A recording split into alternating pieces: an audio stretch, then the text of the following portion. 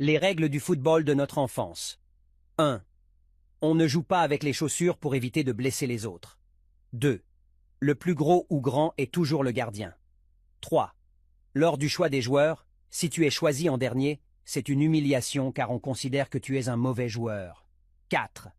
Les deux meilleurs joueurs ne peuvent pas jouer dans la même équipe, donc chacun d'eux choisit ses joueurs à tour de rôle. 5. L'équipe qui encaisse le premier but enlève son habit à moitié ou complètement pour rester torse nu. 6. Si tu veux être sûr de jouer, il faut être ami avec le propriétaire du ballon et parfois même l'aider à faire ses travaux ménagers. 7. Il n'y a pas d'arbitre, tout le monde est joueur et arbitre à la fois, donc quand il y a une faute, c'est le verdict populaire et par conséquent, il n'y a pas de carton rouge ou jaune. 8. Il n'y a pénalty ou coup franc que si la faute est grave et c'était souvent suite à des contestations. 9. S'il y a pénalty, le gardien peut être remplacé par le meilleur joueur de l'équipe juste pour la circonstance. 10. Peu importe le score, l'équipe qui marque le dernier but remporte le match.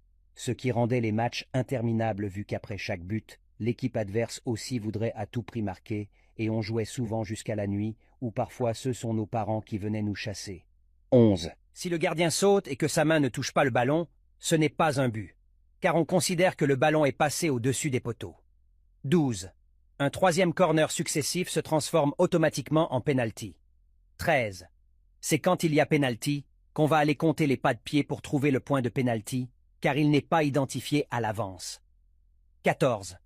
Quand le ballon sort des limites du terrain pour une destination lointaine, c'est le tireur qui ira le chercher. 15. Si le propriétaire du ballon s'énerve ou si sa maman vient l'appeler, le match est terminé. 16. Un joueur qui marque un but et sort entre les deux poteaux, le but est annulé. 17. La pluie n'arrête pas le match et souvent, le match devenait plus intéressant sous la pluie battante. 18. Si le ballon passe entre les jambes du gardien avant de marquer, ça compte pour 2 buts. 19.